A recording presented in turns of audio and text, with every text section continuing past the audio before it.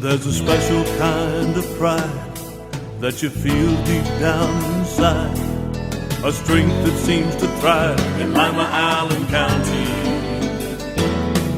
The American way of life, to get in gear and do what's right.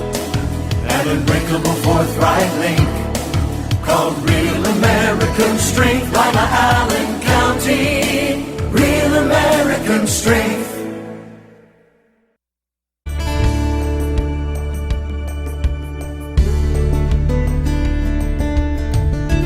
Keeping you up to date with what's happening in your community. Community Focus on GTV2. Thanks for joining us today on Community Focus. I'm Anne Decker. The Lima Parks Department is transitioning from its summer programming into its fall programming. Rick Stolley is here today. He's the Parks Director, and it doesn't sound like you guys are slowing down at all.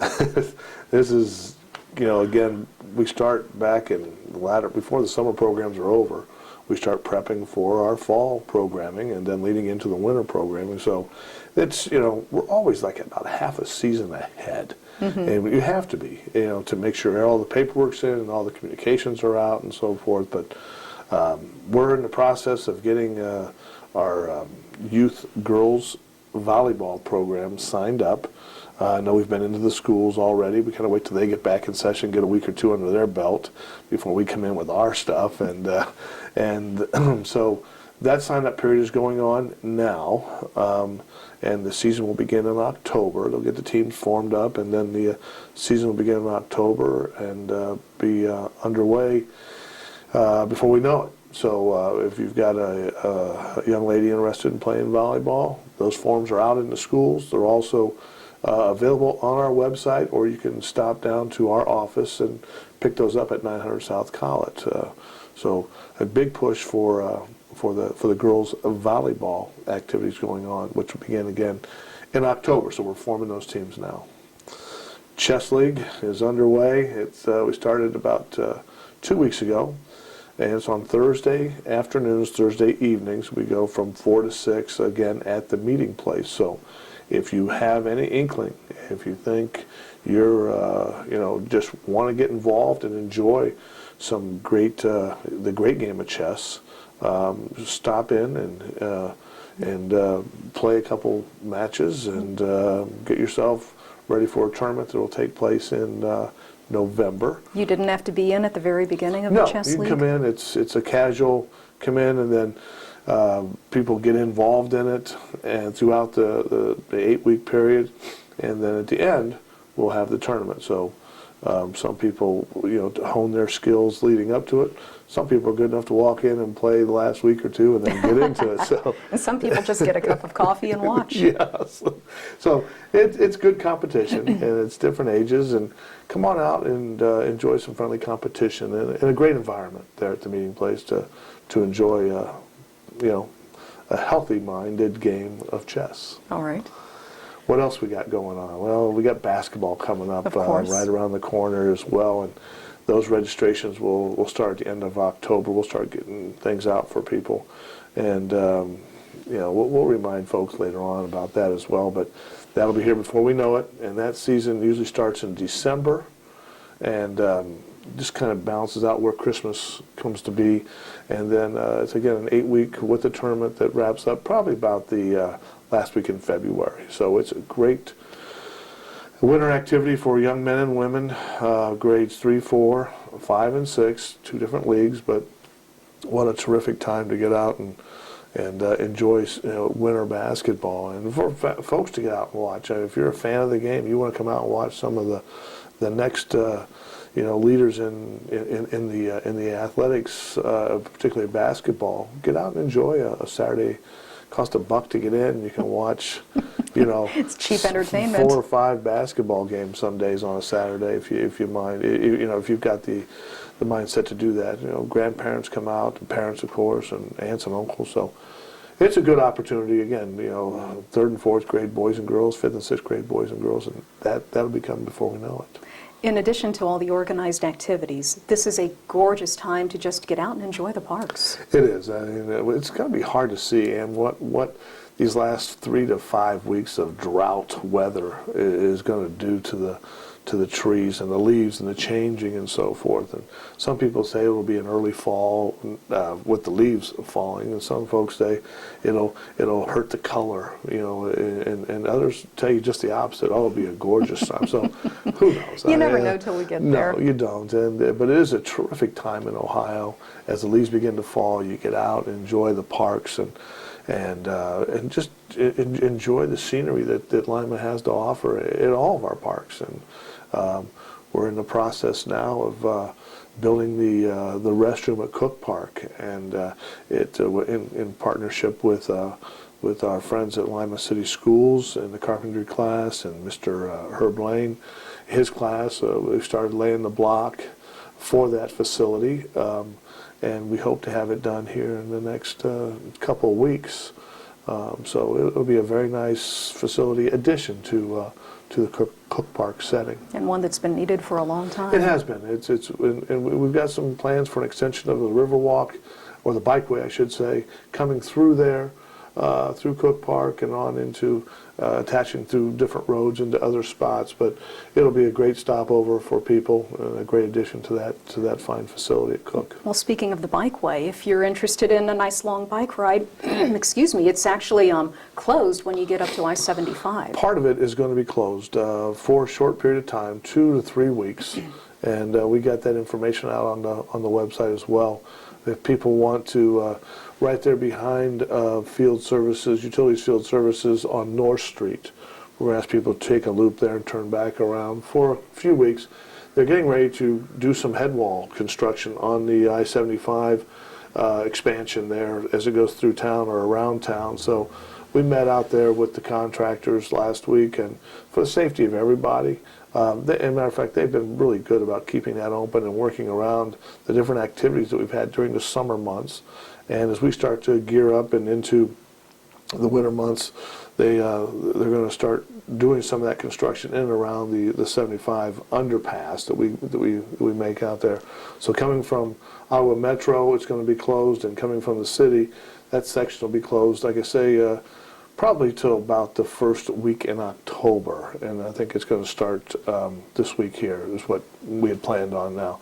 That little bit of rain we had last night shouldn't change too much, but regardless, it's going to happen, and people just need to pay attention to that signage out there, and we'll be fine. Okay. Rick, if people want more information about anything going on in the parks, what's the best way to get it? Just give us a call at 221-5195. You can go on our website, city's website, click on the recreation site.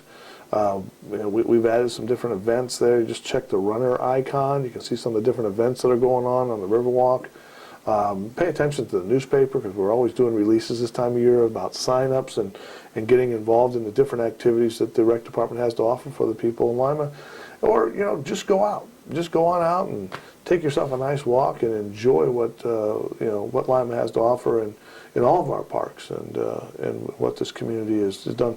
One last thing, we are in the process, and just wrapping up, I think, if you've seen some people out on the Riverwalk counting people as part of the Activate Allen County project. The last week and a half, 2 weeks, we've been busy doing some counts for that group and trying to get a little bit better knowledge of who's using the Riverwalk, with pedestrians and skateboarders and roller skaters and bicyclists and so forth. So all that information is being gathered, and it's part of a great event to help educate people on what we got going here in the Lima and Allen County area. All right. We appreciate you coming in today. Thanks for having us over. You're welcome. Rick Stolle from Lima's Parks Department. I'm Anne Decker, and this is Community Focus on GTV2. Reduce, recycle, reuse. Allied Waste Services in the City of Lima encourage you to live green by recycling all that you can. Recycling promotes green living by reducing the amount of waste materials buried in landfills. This saves money, natural resources, and energy. Keep our environment healthy and start recycling today. Allied Waste Services is committed to a clean environment. Contact us today for your recycling needs. Visit our website, republicservicesohio.com, to learn more about recycling today. Lima City Council has recently amended the city's vicious dog ordinance to deal with potential problems concerning dangerous dogs in the public. The ordinance is comprehensive. However, here are some key elements that all dog owners and their neighbors should be aware of. Any dog that is considered a breed of pit bull is considered a vicious dog regardless of its temperament. A vicious dog is any dog that attacks, bites, or causes injury to a person or domestic animal with or without provocation. Not under control of the owner and secure with a muzzle and a leash of 6 feet or less in length, all vicious dogs must be confined when outside in a pen with a secured top and bottom, or with the sides of the pen embedded at least 1 foot deep into the ground. If you're a dog owner and have concerns about any dogs in your neighborhood, visit limapolicedepartment.com to find out more about the city's vicious dog ordinance. The fine for non-compliance is $150 per citation, and ignorance of the law is not a defense. If there's an emergency situation, call local law enforcement for immediate assistance. We're back on Community Focus. I'm Anne Decker, and Donna Dickman is in the studio today. She is with the Partnership for Violence-Free Families, and you've got to be one of the busiest people in town this time of year because we're coming up on Domestic Violence Awareness Month. Yes. You've got the Suicide Awareness and Prevention Walk. Yes. You've got the Mental Health Summit coming up. Yep. Busy woman. That's right. We're chasing our tails right now. Where do you want to start? Yeah. Well, dates first, if we go to September 26th, that's Sure. the summit. So this is our 3rd annual summit that we promote for the Board of Mental Health Services. Services. Yeah. Anyway, Dr. Dennis Embry is coming into town from PACS Institute.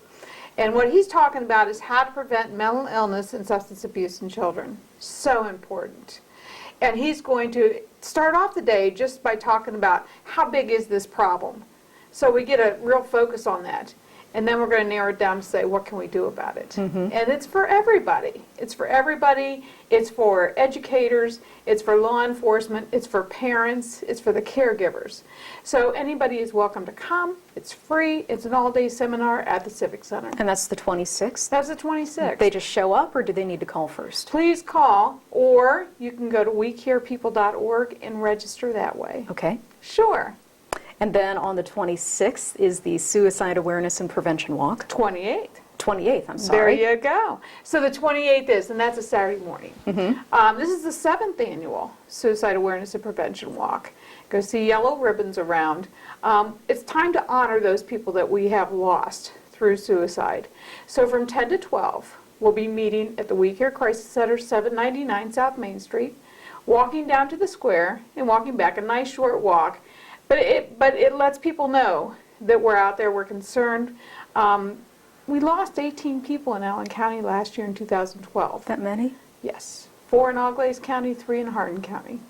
So that's a room full of people that should be here now that aren't. So we need to talk about that. We need to make people aware that there is help, local resources. Please share that information with anyone you're concerned with. Where should people be turning if they do have a problem, or if they think a friend or relative has a problem? Hope Line number or the 799 South Main building. 24-hour access. Just walk in, easy, quick assessment to see what we need to do to make sure everybody's safe. And what is the Hope Line? Hope Line is 567-4673. Okay, and they just call that, again, 24 hours a day? That's right. And there's somebody to talk to? There are trained staff there constantly, yes. Okay. If people do want to attend the walk on the 28th, what time? 10 o'clock, just show up. Just show up and just walk? 799 South Main Street. Okay. Yeah, we'll be there organizing. All right.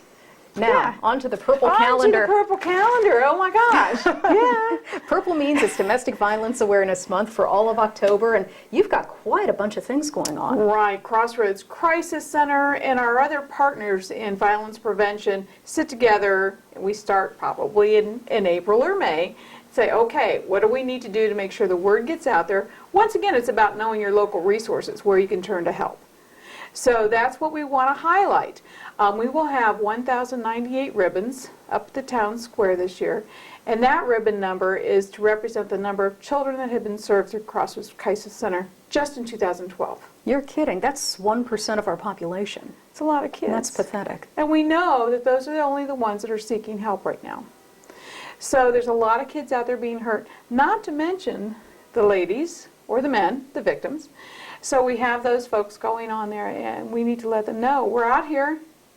Please reach out for help, and see. We want to make sure everybody's safe. How many people does Crossroads see each year? Well, you add that number of children to about 800 women that were parents of those children. So we're talking almost 2,000 people have been through Crossroads in the last year. That's right. Wow. Yeah. And that's really stunning when you think about it. That's Allen County. Yeah, Yeah. and that's just our county. And they're opening a new shelter. It's going to be October 1st in Hardin County. So that's a very exciting thing. It's just more local resources to have open. How do people access these shelters? Well, you know, if there's an initial 911 call, the law enforcement have that information right on them. Okay, we'll get you to the place you need. Crossroads Crisis Center also has their hotline numbers out there, and you can access those through the law enforcement, through the phone book, through any kind of information that's passed out. Yeah, anything that's purple, you're going to see that phone number on it. And again, Crossroads is 24 hours a day, 7 days a week. Anytime anybody's having trouble, they can call and get help. That's a fact, yes. Okay. What do you have coming up on the calendar? So the first, we have the walk. We start with a book dedication, proclamation from the city at the Lima Public Library. That's at 5 o'clock, and whoever would like to join us, we're going to walk downtown from there, have a few minutes of reflection at the ribbons, and that's where we start. We have the vigils. The annual vigils happen every year, both in Allen County and now in Hardin County as well. Those are the 17th and the 24th of the month. Take Back the Night. Those are our events at the college campuses to make sure we're getting this information to college students. You know, domestic violence doesn't start with adults. Or when you get married. That's right, right. We're talking about teen dating violence then on campuses also, and then just sort of maturing into domestic violence of adults. So we want to get that messages to the campuses as well. So we have an OSU one, and there's also one at Bluffton this year too. So you have 2 Take Back the Nights. We have the annual Tree Memorial Planning Service. That's going to happen on the 22nd with a community partner at Med Housing. So we're going to recognize them for their efforts in violence prevention by planting a memorial tree out front in honor of the victims that have died. So we've lost a lot of women the past year and a half to domestic violence. 5 that come to mind real quick. Once again, way too many people to lose out of our community that shouldn't have died. Does that wrap up the month then, for all your events? Oh, pretty much. As if that isn't enough. Is this calendar accessible if people are interested in the events and getting more information? pvff.org. You can go online and get that. Absolutely. What is the Partnership for Violence-Free Families doing to help decrease some of these numbers that you're talking about? Primary prevention. Number 1, awareness, and that's why we're as busy as we are, especially this time of year. Number 2 is education. We are in schools with teen dating violence prevention. We have that kind of information always at our community events that we share. We also talk about the suicide prevention. There's new state law now, and that's House Bill 543, just came into effect in May. All school staff must have suicide prevention training, K through 12. So we are out there right now working with the ESCs, the Educational Service Centers, to make sure all the teachers get trained. So between students and staff, we're doing everything we can to promote prevention. We also have a new activity in the local bars and restaurants where alcohol is served because of the correlation between alcohol and suicide. So we have coasters. We have coasters at the bars, and it's a little stark. It says suicide, gives you a couple stats, but the Hope Line number's right there. So we know that if somebody's in trouble, or if you know that somebody's in trouble in a crisis situation, please hand that information off. You certainly make it easy to access the information, and that's what it's about. Everybody's an active bystander, can be an active bystander. Yep. Donna, give us your website address one more time. Okay, www.pvff.org. And your phone number. 419-549-8530. All right. Appreciate you coming in today. Thanks so much, Anne. Sure. Donna Dickman from the Partnership for Violence-Free Families. When we come back, we're going to get an update from the food bank right after this on GTV2. Let's all do our part to keep the Ottawa River clean and healthy. Wash your car on the grass to protect storm drains from soap and dirt. Your actions matter. Help keep the youth of Lima safe by donating to Lima Safety City today. Hello, I'm Chuck Eichelberger from the Lima Noon Optimist Club. Safety City is a very important part of the Lima community. The Optimist Club is renovating Safety City and it needs your help. Donations can be made by going to send a donation to Lima Noon Optimist Club, P.O. Box 428, Lima, Ohio 45802. Help keep the youth of Lima safe by donating to Safety City today. Do you know what to do when you hear the community warning sirens? The sirens are activated anytime the public is in life-threatening danger. This can be from weather emergencies, chemical releases, or other situations. When you hear the sirens, go inside and turn on your radio or television for more information. Follow the instructions carefully and stay inside until the danger has passed. Remember, the sirens mean to go inside and listen to your radio or television for more information. Take the necessary steps to keep you and your family safe. Welcome back to Community Focus. I'm Anne Decker.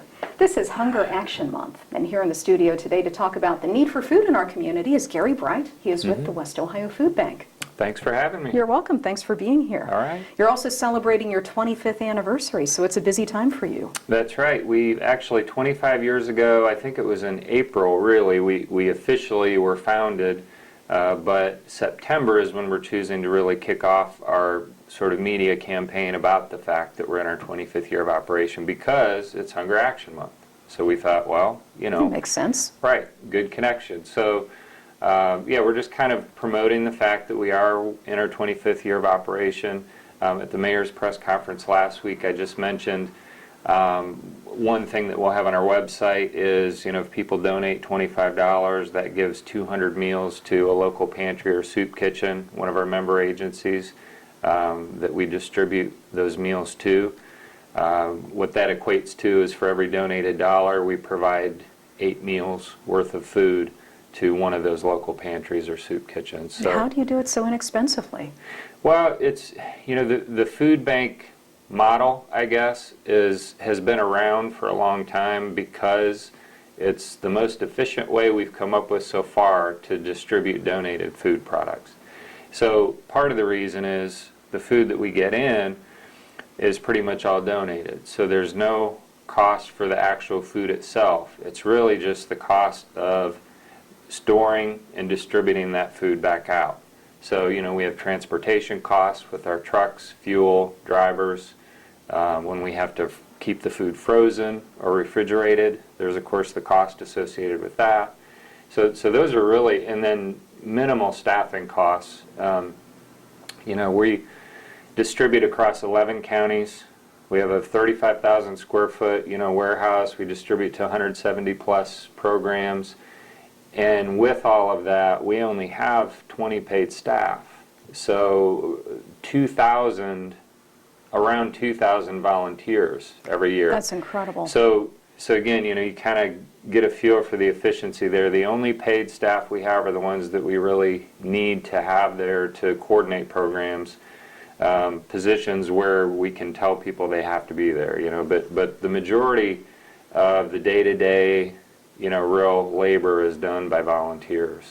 So. Explain exactly how your operation works, because you're not serving the meals to the people. No, we are the distribution center for the local pantries, again, the soup kitchens, the weekend backpack programs for kids, the meals that go to kids on Fridays, you know, that get them through the weekend until Monday, senior box programs. We're the distribution center that gets that food to the places that actually deliver the food to the individuals. And where do you get the food from? There's really 3 sources, to be brief. USDA is one. Our State Food Bank Association is another, and they purchase from Ohio farmers and Ohio food producers.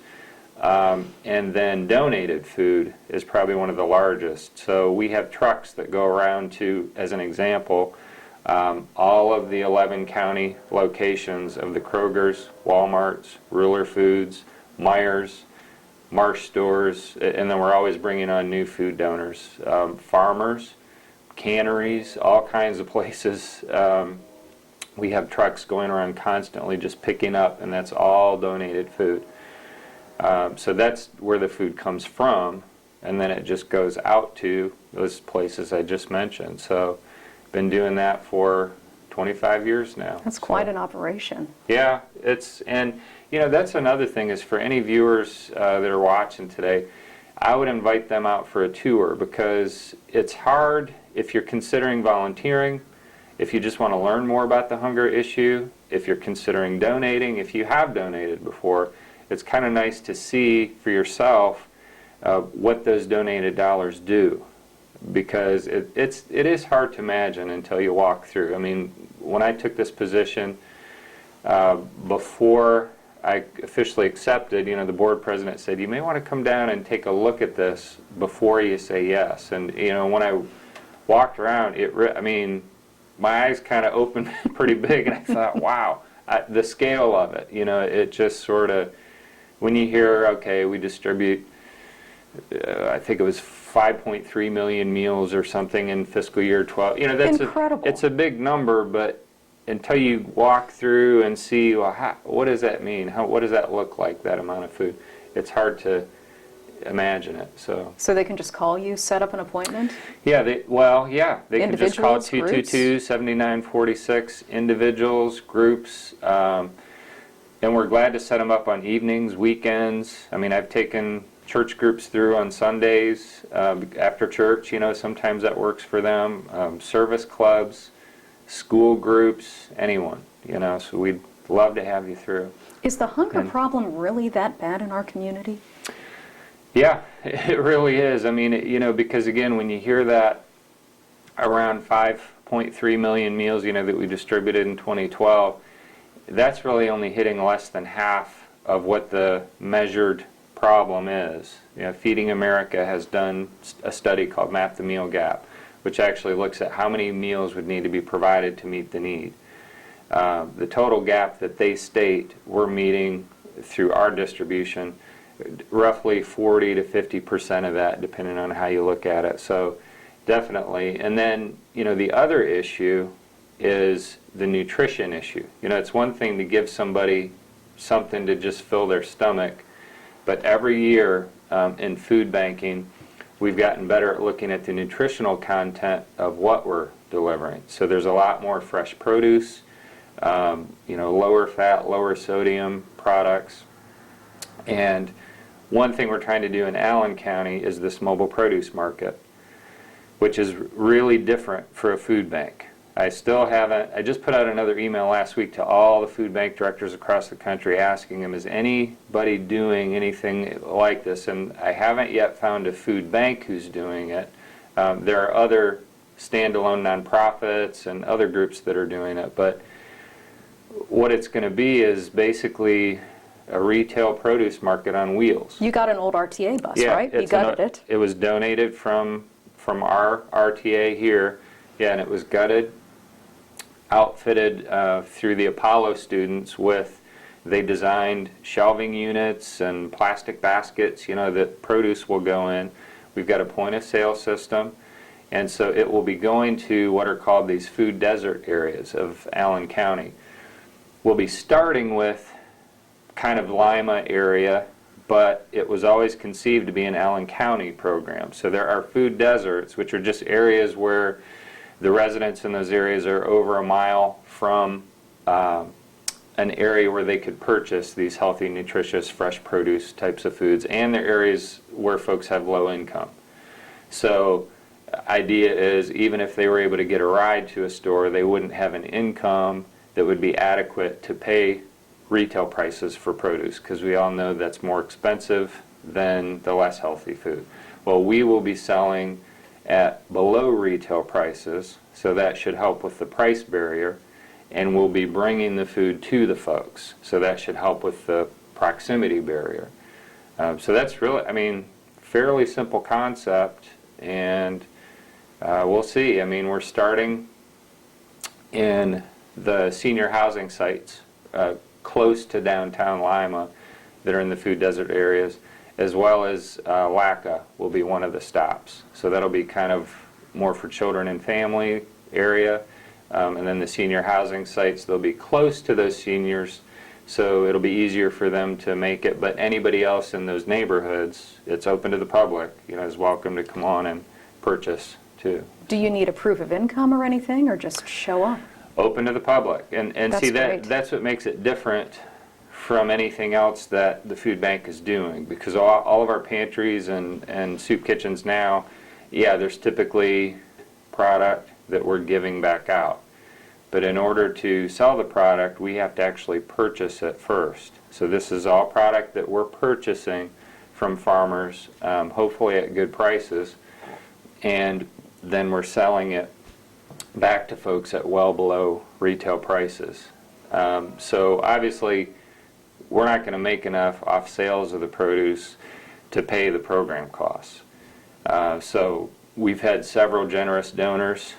U.S. Conference of Mayors through the American Beverage Association made the initial $100,000 gift that sort of got the bus built, and there will be a little bit left over from that.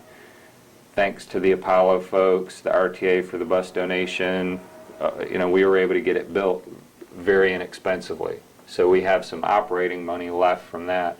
And then yesterday we will have announced our corporate donors, which I'll just kind of keep that secret for now, but we've had some nice, generous local corporate donors that are helping to underwrite it. So, is the bus going to be on a regular route and a regular schedule? It will. It'll start out, October 1st will be when we'll roll it out to the public, because we've got this week that we're in the middle of right now as kind of the rollout, just sort of the public announcement that it's here.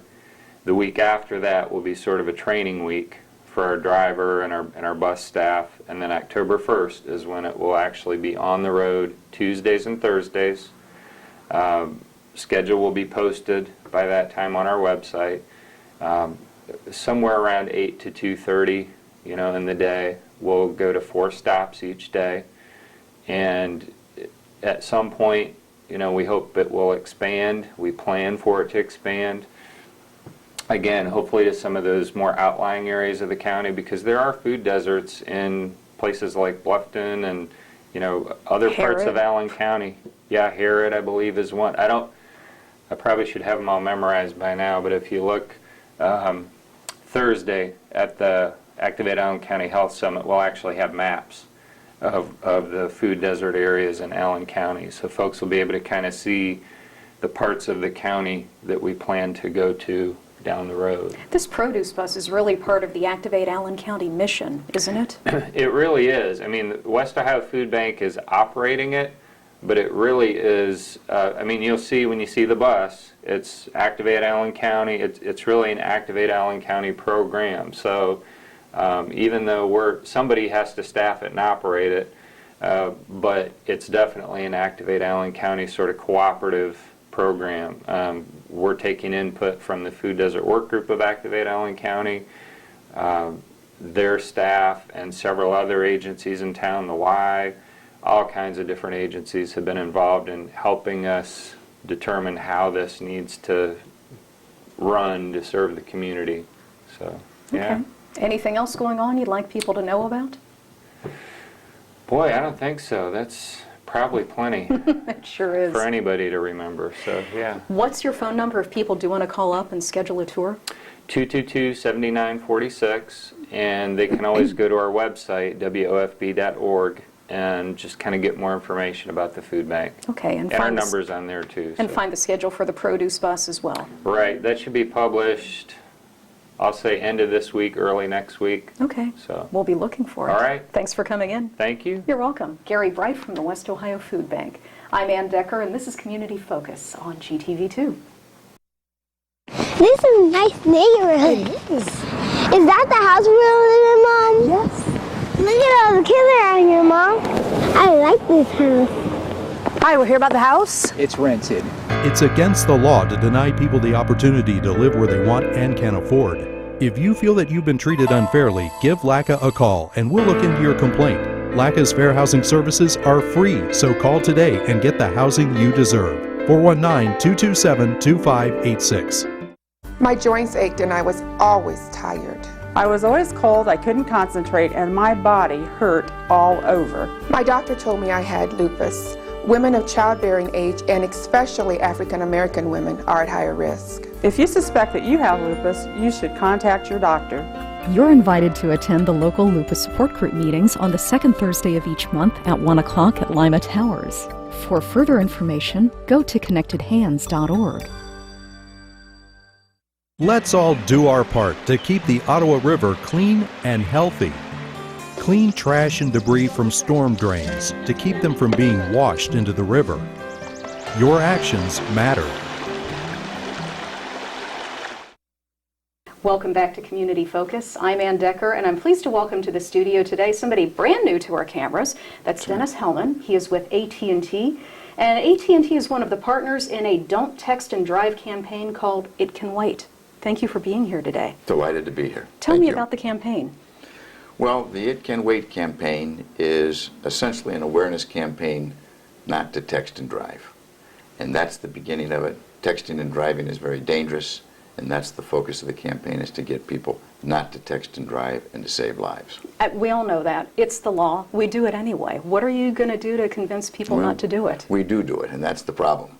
We're trying to convince primarily the teenagers, and we found that even adults are texting and driving as much, if not more, than the students. So there's a national campaign that's out that's going to drive people to take a pledge. So not only are we trying to make them aware of the dangers of texting and driving, but also make them take a pledge online at www.itcanwait.com and convince themselves and others that it's a dangerous thing to do and it's against the law. And that campaign is ongoing. I would think it would be a good thing to do with your kids, so they're reinforcing your pledge and you're reinforcing their pledge. That's absolutely true. We've found that teenagers will respond to someone else in the car, whether it's a friend or a parent, when they're texting and driving. If they're told not to do it, teenagers say they actually like that reinforcement. 90% of them said they'd stop right now. How big of a problem is texting and driving when it relates to crashes? Well, it's interesting that you ask. We've completed several surveys in that area, and there's over 100,000 accidents a year that are attributed to texting and driving. Some of them very serious, some of them fatal. And we've seen in this campaign, young students have come out with amputated limbs and legs and arms and have demonstrated the dangers of texting and driving. So it is a habit, actually, that people get into and feel as though they need to respond to texting and driving. Well, it's almost like an addiction. You hear the little ding, and you have to check. You're right. It becomes an obsession, really. There's actually a program out there now that you can download onto your iPhones and your smartphones, actually, and it will send a message to the person that's actually texting you and says, I can't respond. I'll respond when I'm able to. Well, that's a great service. It senses when the car is actually moving 25 miles an hour, and it'll send that message. And if you can't download the app, we suggest that you turn off your phone, put it in your purse, put it in the back seat, stick it in the trunk so that you're not tempted, like you've said. How are you getting this message out, particularly to the kids? Well, it's interesting. We've gone into the high schools, actually, and have put on presentations there. And we will show them a 10-minute video of the dangers of texting and driving, which are actually testimonials from other students, other families, other mothers who have experienced a fatality in the family or a severe accident. That video also includes highway patrol members who have been out on accident scenes and have seen that. So it's a very impactful video, and we enjoy putting it on because we know in the end we're getting to the students and going to change their habit, we hope. Well, in fact, I've seen some of these videos, and they're tear-jerkers, frankly. They are. You can't watch it without crying. I would agree. It is very impactful. I've watched it many times, and you get a lump in your throat when you see it. I agree with you. Where can people access these if they're not going to be able to view them in the schools? Actually, they can go online. They can go to www.itcanwait.com. And there's a plethora of information there. They can download the videos and watch them. There's more than one. There's probably a good half a dozen or more. Some of them are 2 minutes, some of them are 10, one's even 30 minutes long by a nationally recognized director and film editor. So Herzog, I believe is his name. When you take these campaigns into the schools and you show the videos, how do the kids react? You can hear a pin drop. It is, like I mentioned, it's very impactful. It is heart-wrenching, and they're very attentive. Many of them come up afterwards and say thank you. We give them a sticker or a flyer with basic information on it when they leave. Some organizations that have been involved with this actually it can wait, or don't text and drive, those type of things. There's also wristbands that we give out, window stickers that you can put on the window of your car. All of that is to, enforce upon people not to text and drive. You are taking this campaign to Lima Senior High, but for somebody who just wants to take the pledge with their kids, with their spouse, with their friends, how do they do that? We encourage that, actually. Make it a family event. They can go online. They can go to itcanwait.com, and there is an actual, you'll see it right up on the top right-hand part of the screen that says Take the Pledge, and you click on that, and you've actually then committed to yourself and to your family and to friends that are there not to text and drive. All right. Is there anything else you'd like us to know about the campaign? No, we're actually pleased to be able to get the word out. We appreciate you making this opportunity available to us, and we hope that people don't text and drive. It's a very dangerous habit to get into. Okay, we're glad to do what we can. Thank you for coming in today. Well, we appreciate it. Thank you. You're welcome. Dennis Hillman from AT&T. I'm Anne Decker, and this is Community Focus on GTV2.